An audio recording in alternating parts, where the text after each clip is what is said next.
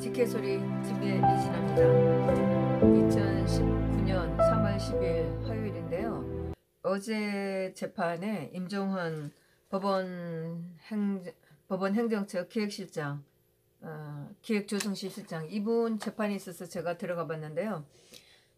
사실 대통령 국정농단이라고 난리쳤고 지금 사법농단이라고 난리난 이 사건에 지금 구속된 분이라 관심이 많았었어요. 그렇지만 사실은 이 내용 자체 잘 몰라요. 신문이 많이 나고 대체적으로 지금 구속된 분들이 전부 다 억울하다고 생각하니까 재판에 가서 보겠다고 하지만 사실 재판 내용은 들리는 단어 정도지 잘 몰라요. 예. 그러는데 어제 어쨌든 10시에 재판에 있어서 들어갔는데 이분이 나오셨는데 체격은 엄청 작은 분이더라고요. 정말 대인이 좀 안 됐다는 생각이 많이 들었었어요. 굉장히 체격이 작은 분이었었고 검사들이 무려 12명이나 나왔어요. 근데 그 중에 대통령 재판 국정농단 사건으로 재판했던 이름들이 아는 이름이 있었어요. 용성진, 그다음 박주성 이런 인간들이 나왔었고 앞뒤로 6명씩 앉아 있었어요. 그래서 이제 그 중에 또 얼굴 낯이 익은 검사들이 많았었는데 제가 이름까지는 기억을 못 하겠어요. 하여튼 그래서 이제 그 검사 둘이 공소 내용을 읽어 나갔었어요. 그랬는데 사실 여러 가지로 전에 들었을 때는 그 위안부 관련 그거 청와대랑 농단했다는 거 그런 기는 듣고는 있었지만 간간히 전체적인 내용을 몰랐는데 어제 검사들이 공소한 내용을 읽어주는데 너무나 기가 막혔었어요. 사실 이분도 잡혔을 때 범죄 내용이 수십 가지 된다고 얘기를 들었었는데 어제도 보니까 이제 결국은 사법부가 전방위 걸쳐서 이날에 국정농단 했다고 하는데 청와대 입법부 등등 해갖고 아주 분야별로 전부 다 했는데 보면서도 정말 기가 막혔었어요. 피투로 보여주는데 정말 이 사람의 모든 인생을 전부 다 직권남용을 다 그랬던 거예요. 대통령 청와대에서 한 일 가지고 전부 다 직권남용 건 것처럼 이분도 마찬가지로 전부 다 직권남용이었어요. 이제 그 법원의 조직 이런 걸 보여주는데 봐도 제가 안 와요. 하여튼 보면서 딴 생각도 하다가 그렇게 했는데 법원 이제 조직들을 보여주면서 그 법원 행정처 그런 상고 법원 안 등등 이렇게 보여주면서 했는데 첫 번째는 아마도 그 청와대 쪽 행정부 쪽이라 그 농단한 그거를 얘기한 것 같은데 제가 처음에는 놓쳤었어요. 그런데 그 중에서도 그러면서 이제 두 번째로 해서 강제징용 손해배상 사례 이렇게 있었고 그 다음에 이 건으로 해서 또 강제징용 손해배상 사건, 그다음 위안부 손해 배상 사건, 또 세 번째 정교조 직원 노동조합 법엔 노조 통보 처분 사건. 여기 또 김기춘 실장 이름이 나오고 청와대 강력한 의지로 정교조 법엔 노조 했다는 거. 이거 전부 다 지금 뻔하잖아요. 그러면서 또 이제 어떻게 세 번째 되는지는 모르겠는데 하여튼 세 번째로 해서 가토 타스야 산케이 신문 전 서울지국장 이 사람 세월호 가지고 대통령 욕했던 사람 아니에요. 지금 말도 안 되는 기사 써갖고 이 남자 했던 거 가지고 이것도 직권남용 권력사 방해했다고 또 검사들이 이것도까지 엮었어요. 그러면서 또 네 번째가 대통령 가면 판매 중지 멜스 사태 관련 정말 기가 막히죠. 한 건 한 건 듣고 있는데 정말 인내심 가져야 돼요. 정말 듣고 있으면. 그렇게 하고 또 이제 다섯 번째 박채용 그 대통령하고 관련된 이 성형 관련된 이 그 부부들 얘기하는 거잖아요.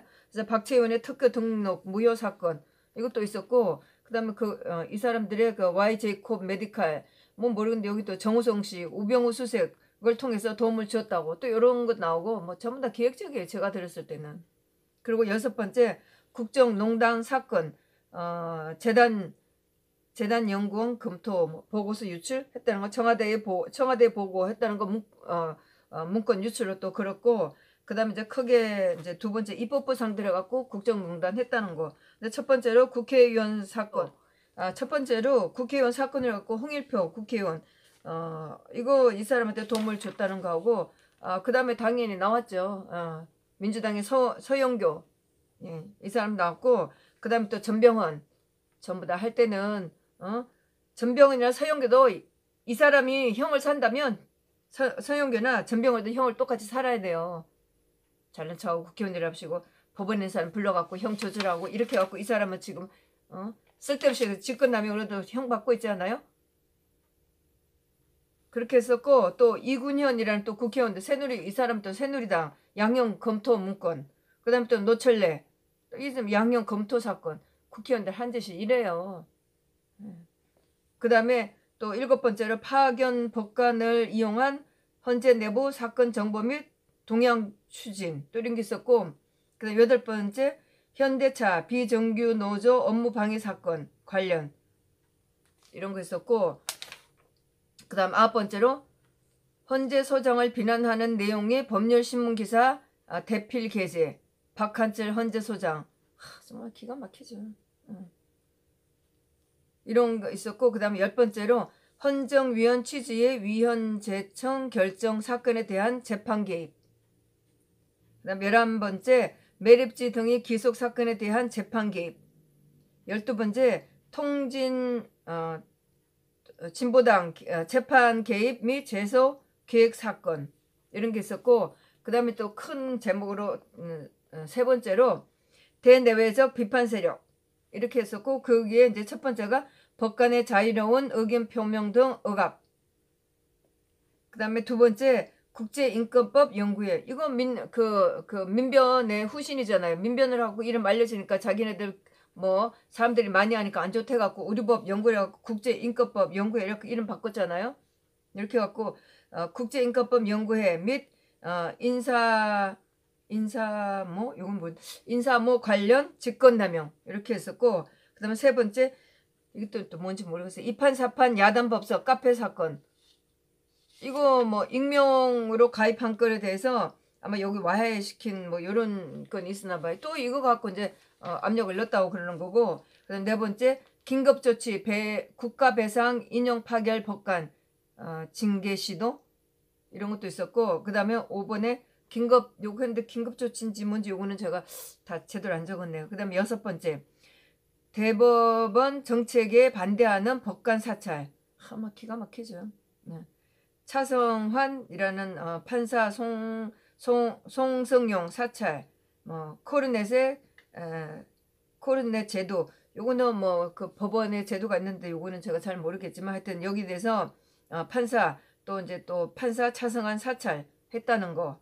그 다음 7번째 판사 백노수 사찰 및 서울지방법원 단독 판사의 의장선거 개입. 자기네들끼리 난리가 났어요. 단독 판사의 의장선거 및 선거에 개입, 이런 해놨고, 그 다음 8번째 사업행정위원회 위원 추진 개입. 정말 이래갖고 정말 지금 법원에서 일하는 사람들 전부 다 아마 사시나무 떨다 아마 떨어야 될 것 같아요. 곧 언젠가 죽기 전에는 아마 되겠죠. 그 다음 9번째 대한변협 등을 압수하기 위한 시행 방안 검토 및 실행. 이건 2014년 8월 25일 날 했다고 그러네요. 그 다음에 이제 큰 4번째 제목 부당한 조직 보호.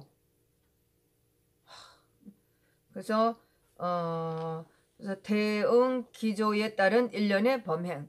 하여튼 제가 써놓긴 했는데 내용은 다 모르겠어요. 그 다음에 첫 번째로 부산고법 판사의 비위 은폐 축소 목적의 직무유기. 그 다음 2번째 정은호 게이트 관련 판사 비위 은폐 축소, 이건 직권남용. 3번째 영장 청구서 4번 유출 지시. 총 7번째 걸쳐서 10개월 동안 이렇게 했다고 그러고, 구속 영장 청구서 4번 유출, 이재용 이름도 나왔었고, 예. 그 다음에 4번째 공보관실 운영비 불법 편성 및 집행. 요것도 참 제가 들으면서도 이렇게 하면서 이제 디테일한 설명이 나갔는데, 들으면서도 정말 검사들은 양심도 없다는 생각을 참. 그 다음에 예산 허위 신청, 특가법 위반, 국고손실 및 공천자 기록 등 위작 등에 해당, 이런 거 있었고, 이렇게 해서 검사들이 이 공소 사실 끝난 게 11시 25분 됐고 판사나 검사는 좀 일찍 들어와서 들어왔었고 그래서 검사 2명이 번갈아 가면서 먼저 공소 내용을 읽었는데 여기 이제 11시 25분에 끝났고 그러고 나서 이제 변호사가 이 공소에 대한 반박을 해야 될 텐데 그거를 하지 않고 임종현 그 기조실장이 기획조정실장이 먼저 피의자 진술을 한다고 그렇게 하면서 자기가 써온 거를 읽었어요. 그래서 뭐 그분의 목소리가 굉장히 뚜렷했고 깨끗했고 아주 강했고 확신에 차 있었고 그래서 말을 듣기가 굉장히 좋았었고 또 내용이 한 줄 한 줄이 저한테는 굉장히 감동이었었고 굉장히 잘하고 있다는 생각이 들었었어요. 전체적으로 사실 뭐 이런 말 하기는 굉장히 외람스럽지만 이분이 굉장히 똑똑하고 일을 굉장히 열심히 했다는 생각이 들더라고요. 체격은 작은데 그분들의 전체적인 태도를 봤을 때 이 사람이 굉장히 똑똑하고 일을 굉장히 열심히 하고 이런 느낌이 들어서 한마디 한마디가 정말 굉장히 중요한 말씀인 것 같다는 생각이 들었었어요.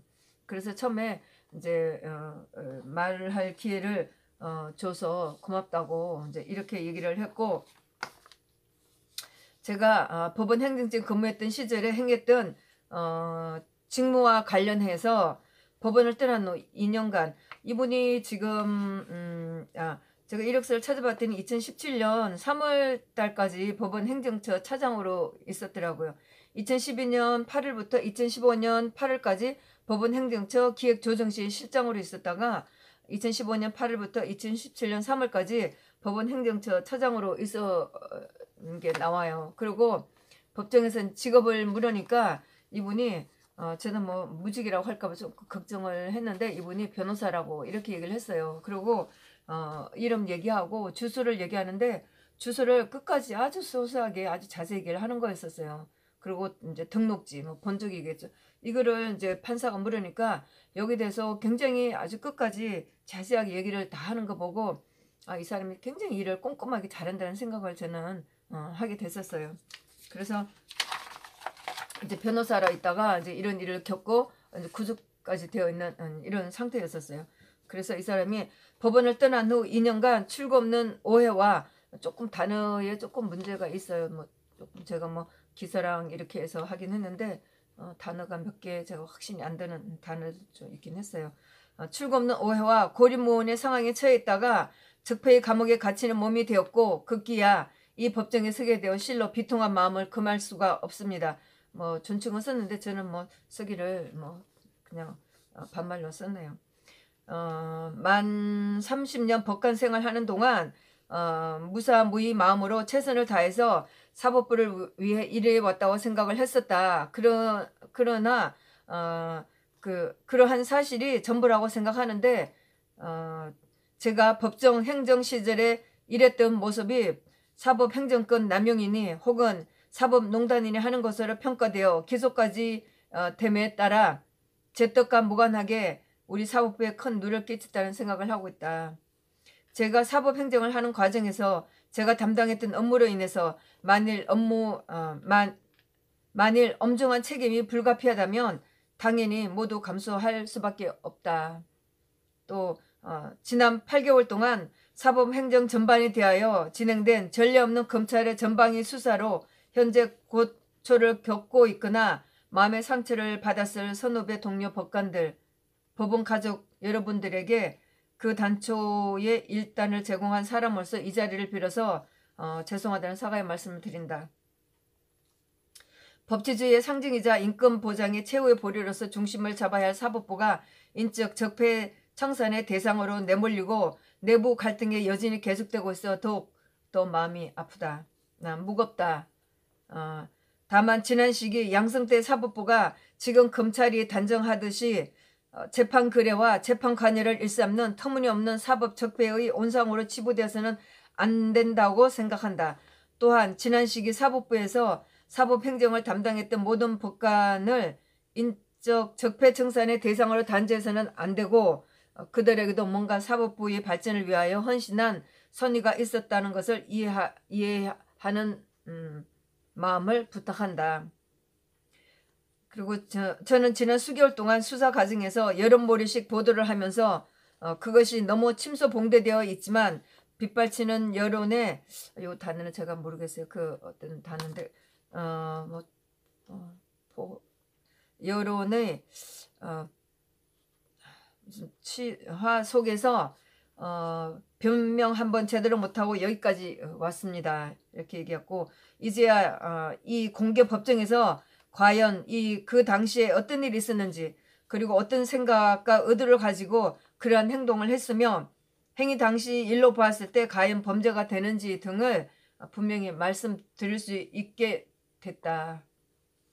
이 나라 법원 행정처가 하는 일 중에서 해야 하고 할 수 있는 일과 해서는 안 될 일에 대해 사실상 그 경계선이 분명치 않고 사후적 판단적 작용이 재판과는 달리 즉시 대응해야 될 사법 운명 현실에서 그 판단으로 사법행정 담당자의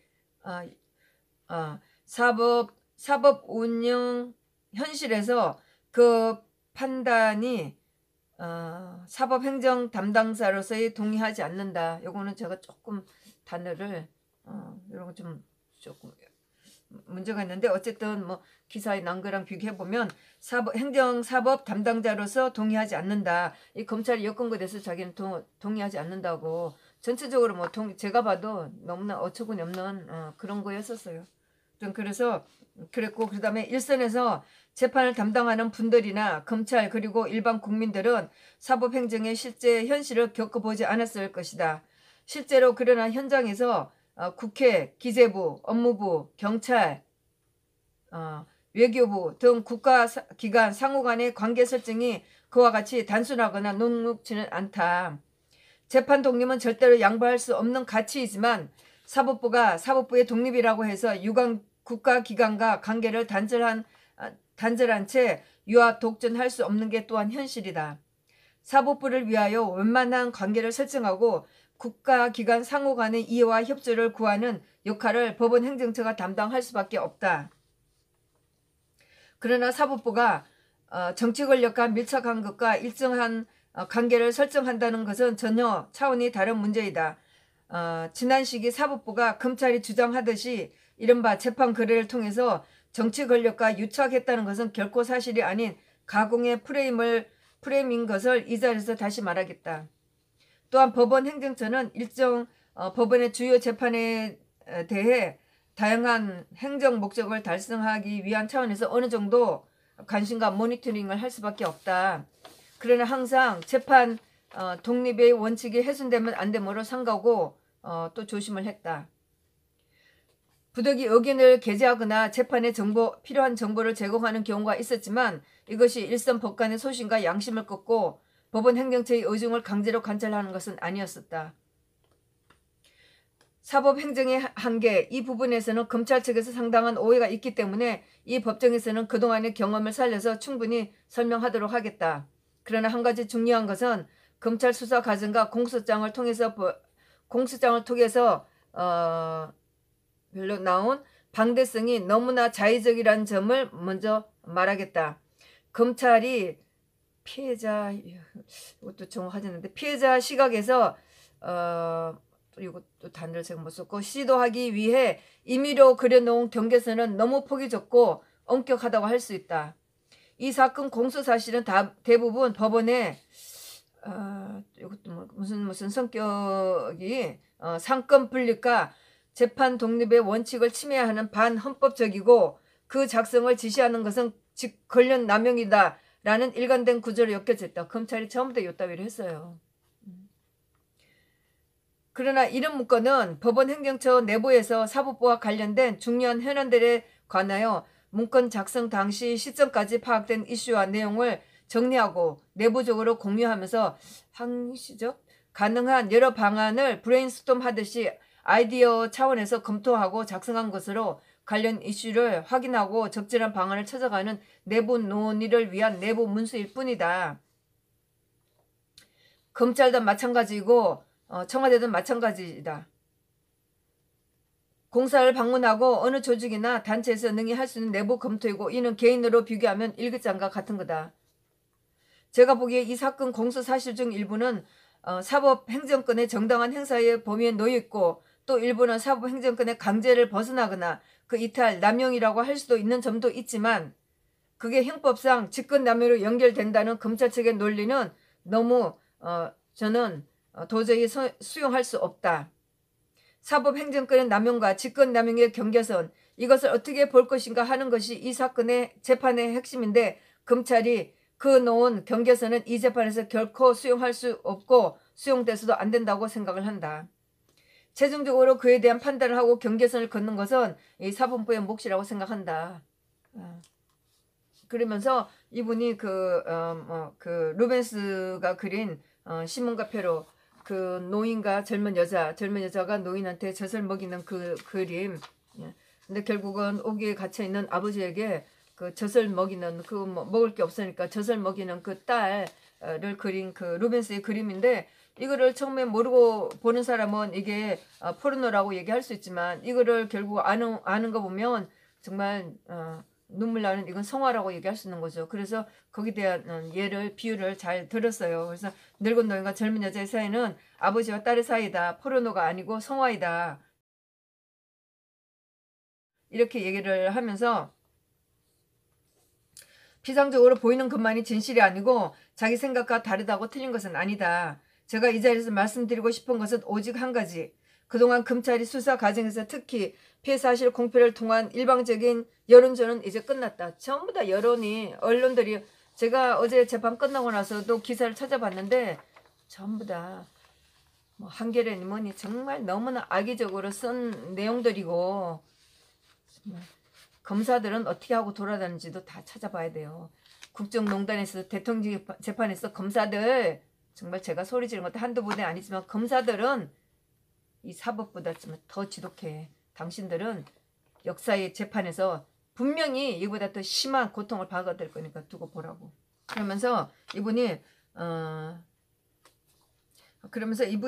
여론전은 끝났다 이렇게 굉장히 강하게 할 때 저는 막 소름이 쫙 끼쳤어요. 이분이 굉장히 확신에 차서 얘기를 했었고 전체적으로 이분이 말하는 그런 흐름이라든가 발음이라든가 이게 너무 분명했었고 제가 듣기에 굉장히 좋았었어요. 그래서 마지막에 정말 이 언론들이 만든 거 국정농단이랑 마찬가지로 사법농단도 마찬가지로 여론이 다 만든 거예요. 검찰하고 합쳐갖고.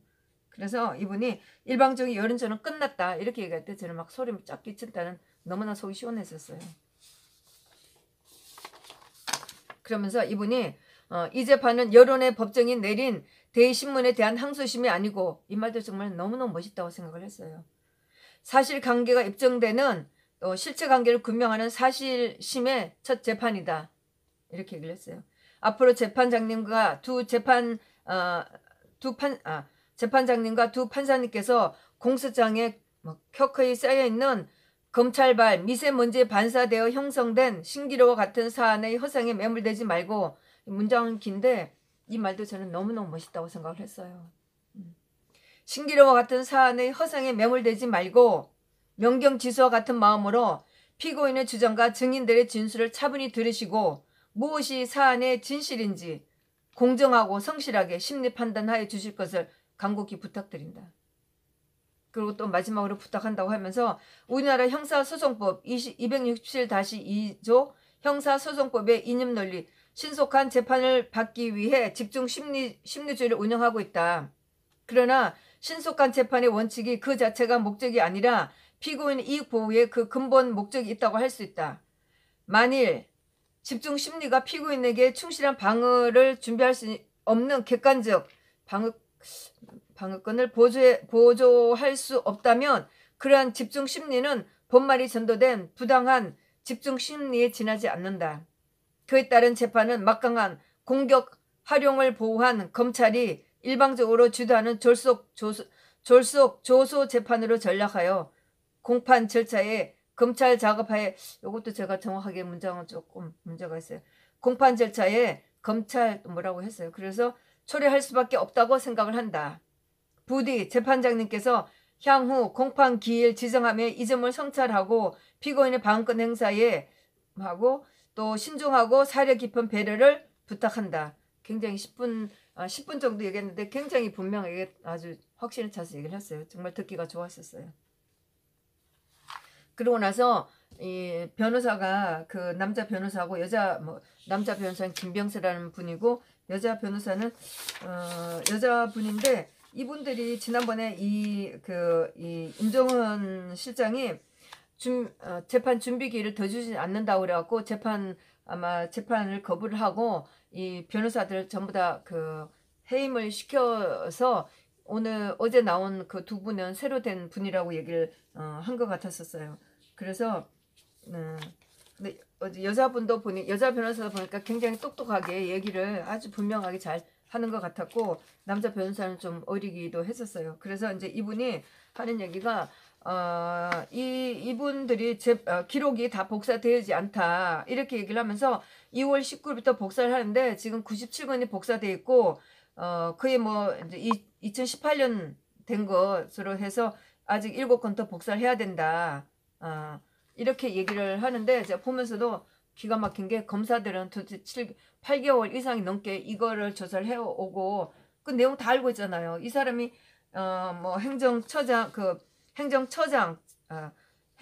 기획조정실 실장으로 있던 거 그 다음에 차장으로 있던 시절 이거 전부 다 뒤져갖고 결국 이명박 대통령 시절 박 대통령 시절은 홀라당 다 뒤져갖고 전부 다 지금 직권남용했다고 엮는 거잖아요.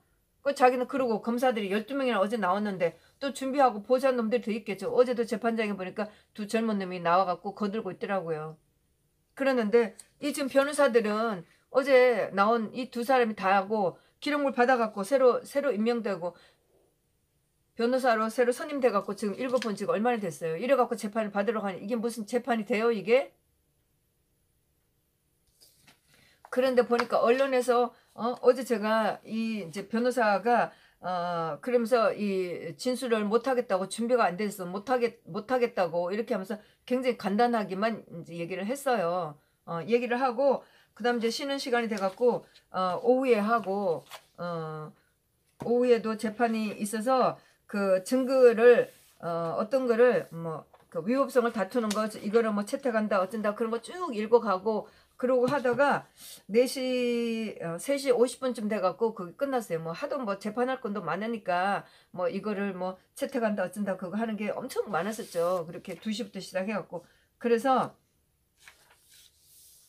3시 50분 되니까 판사가 15분 휴정을 한다고 그래서 4시 5분에 재판을 속기한다고 했는데 저는 나왔어요. 너무나 뭐 어렵고 뭐 제가 더 있어서 들을 만한 그런 없고 또 제 또 볼일 봐야 돼서 나왔는데 나중에 언론을 찾아보니까 이분이 증인을 170명을 신청을 했다고 얘기를 하네요.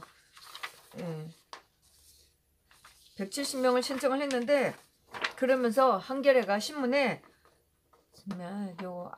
이 인간들은 인간들이 아니에요. 그러면서 재판을 늘려서 이거 풀려 나오려고 한다고 이렇게 기사가 나왔네요. 그러면 이 사람이 2012년부터 17년부터 5년 6년째 있었는데 같이 일한 사람이 한두 건이고 아니 검사들이 기소한 내용이 도대체 수십 건인데 당연히 그럼 증인들이 170명 될지 모르지만 같이 일한 사람 다 불러야 되는 거 아니에요?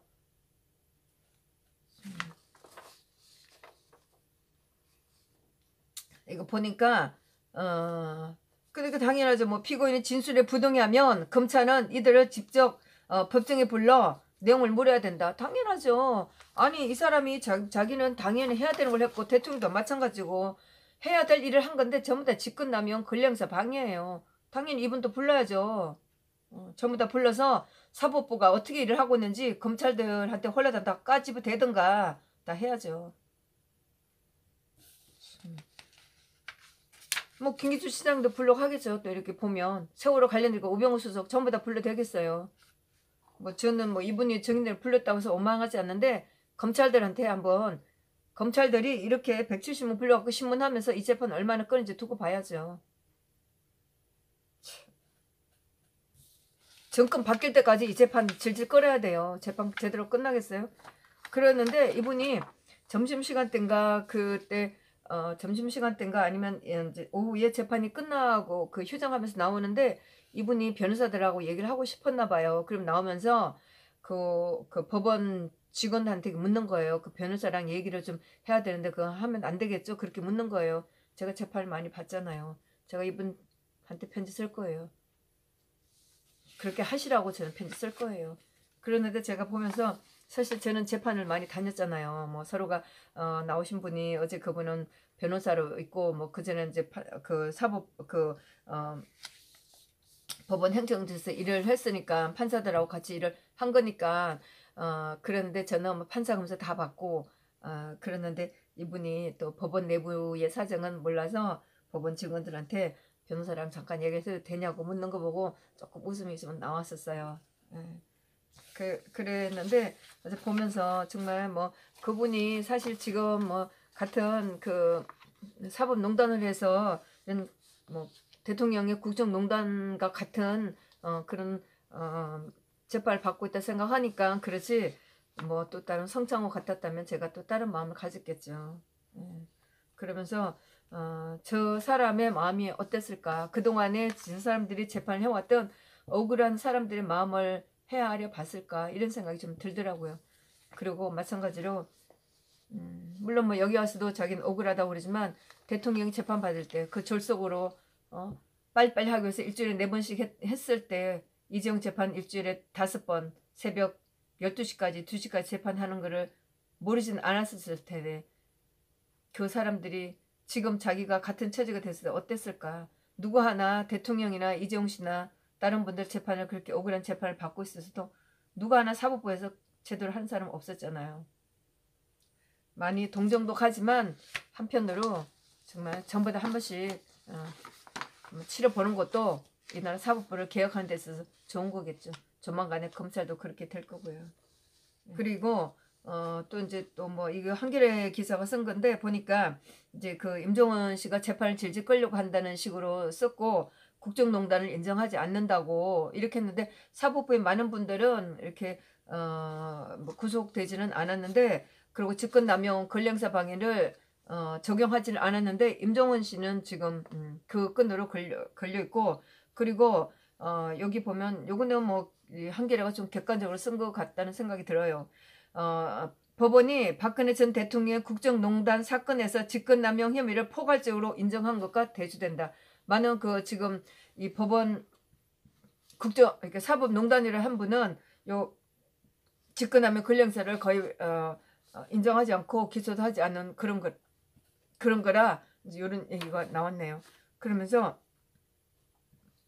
직권남용 권리행사 방해 이 혐의는 공무원이 직권을 남용해 사람에게 의무 없는 일을 행하게 해서 직권남용이고 법령상 행사할 수 있는 권한의 정당한 권리를 방해했을 때 권리행사 방해에 적용된다. 그러면서 이거는 또 쓸데없는 얘기인데 실제 국정농단 문화계 블랙리스트 사건에서 2심 재판부는 윗선인 노태강 전 문화체육관광부 국장에 대한 사직을 요구한 행위를 직권남용으로 판단했다. 박 전 대통령 1심 재판부도 대통령의 권한을 포괄적으로 인정해 직권남용죄의 유죄를 선고했다. 노통에 대한 거는 맞지도 않고요. 2심에서 김문석이가 엉터리 재판한 거고 그리고 직권남용죄가 과연 죄가 될런지는 이 재판 질질 끌면서 봐야죠. 직권남용죄는 특히 정권이 바뀔 때는 적용할 수 없는 거라고 그랬어요. 그래서 보니까 이제 다음 주 19일 날 또 재판이 정해져 있는데 제가 보면서도 이분도 재판 일주일에 막 너무나 내용이 많으니까 일주일에 막 몇 번씩 하지 않을까 싶었는데 11월 했었고 19일 하니까 한 주씩 건너서 한 열흘마다 하는 거니까 조금 준비는 시간이 될 것 같은데 사실 박 대통령은 10월 달에 그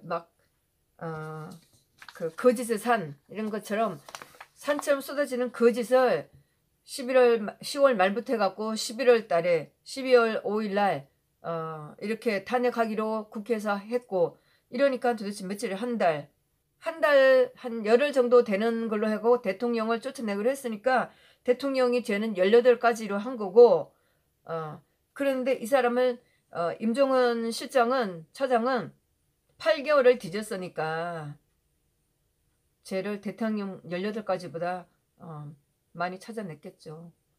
밥 먹는 것까지 다 찾아냈겠죠. 누가고 밥 먹은 그것도 아마 찾아내서 죄를 씌울 정도로 그렇게 많이 했겠죠. 그래서 이 사람의 공소장도 제가 어디서 보니까 20만 페이지가 넘는다고 그랬거든요. 대통령은 18가지 해갖고 제가 처음에 재판 준비기일에 들어갔을 때 16만 페이지인가 뭐 그렇다고 15만 페이지인가 16만 페이지라고 그랬는데 이 사람은 임종원 씨는 20만 페이지라고 그랬어요. 이거 변호사들이 이거 제대로 검토를 하고 재판하겠어요? 개판이에요. 번호만은 똑같아요.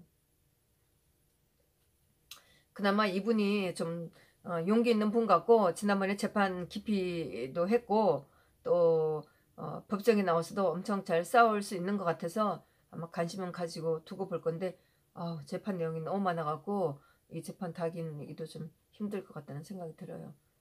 근데 내 편지는 제가 좀 몇 번은 쓸 생각을 하고 있습니다. 네. 이분에 대해서도 좀 관심 있게 보시긴 하세요. 이게 쉬운 재판은 아니에요. 그런데 전체적으로 대통령 국정농단, 지금은 사법농단 해갖고 정말 보수 우파를 괴멸시키려 하는 작전을 철저하게 하고 있는 거죠. 네. 하여튼 관심 가지고 좀 지켜봐 주세요. 감사합니다.